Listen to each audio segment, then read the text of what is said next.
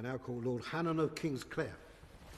My Lords, may I also add my voice to those welcoming the noble Lord St. Thomas, or welcoming him back. His has always been an original and powerful voice, often raised on behalf of those who had no other voice, and its echoing around this chamber will enrich and elevate our councils. And may I also thank the noble Lord Krebs, for bringing his trained scientific mind to this important issue. And I wanted, my lords, to focus on one statistic that the noble lord quoted from the report, which was that in order to follow the recommended dietary guidelines for the richest 10%, it would be 6% of their post-housing disposable income; for the poorest decile, 74%. Please, my lords, bear those figures in mind when we hear people talking dismissively of cheap food. When did cheap become an insult?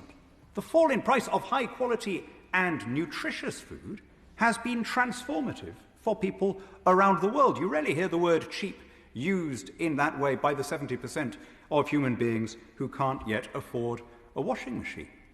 Now, of course, the price of food is not the sole or even the main determinant of poverty. You could argue that the price of housing and the knock-on impact is more immediate. Indeed, you could argue that poverty is bound up with a number of other non-economic factors: substance abuse, family breakdown, poor educational qualifications. But the thing about the price of food is it's something we can do something about very easily and at no real cost to anyone else, because all we need to do is remove some of the obstacles that are there between the suppliers and the people who want to get to it. And I'm struck by how often there seems to be this mismatch in the way people discuss this issue. Noble lords in this chamber and many more outside will talk on the one hand about the need to address food poverty, and then moments later, making this paradigm shift, they'll start talking about how dangerous all these trade deals are and how we need to protect our domestic farmers and protect our domestic markets and keep prices up. It's as though there are two circles that don't overlap, but they should. This idea that it's progressive and humane to be in favour of cheaper food, but it's somehow cold and capitalist and heartless to be in favour of free trade, would have seemed utterly bizarre at almost any moment in the past 200 years. The cause of free trade was always a progressive cause. It was always seen as a way of ending the racket whereby poorer people subsidised wealthier people. If you look at its great exponents, they were all, by the standards of their day, what we would now call progressives. The Adam Smiths, the David Ricardos, these were people who were campaigners for abolition, for a wider franchise, for reforms of the poor law, and indeed all over Europe. There was a strong overlap between people who favoured freer trade and people who also favoured the reduction of monarchical and aristocratic power, an extension of the franchise, and so on.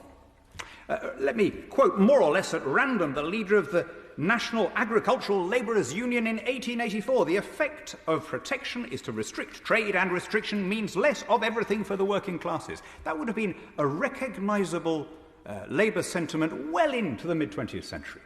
Philip Snowden used to talk about it as the free breakfast table, because he understood that the best way in which you could improve the lives of people on low incomes would be to remove unnecessary costs that were there to protect domestic cartels. Now, why has that changed? Why do we now have this peculiar debate where we've, if you like, gone back to these pre-modern notions of protection? Part of it is, I suppose, it's naturally almost inevitable in politics, a shift from consumer to producer interests, especially where those producers are either politically connected or have a sentimental hold on the imagination. Part of it, I have to say, seems to be a little bit of nostalgia about having left the European Union. I'm struck by how many people, including some of your noble lords, make the argument that we should have absolute unrestricted free trade in food with the 27 countries of the EU, but not really with anyone else. I mean, one or the other.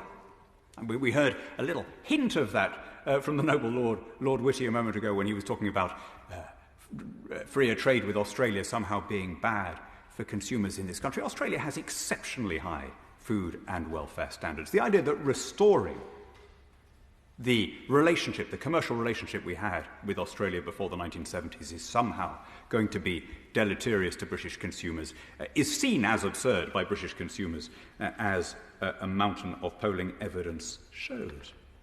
But I think the biggest change, well, I'll go back to what the noble Lord, Lord Krebs, said in another passage of his speech when he talked about the reason that we're attracted to salt and sugar being because we have these ancient instincts. That's absolutely right. We have these caveman heuristics. We have these intuitions that were evolved for an altogether hungrier world. We're not designed for this life of skyscrapers and superabundance.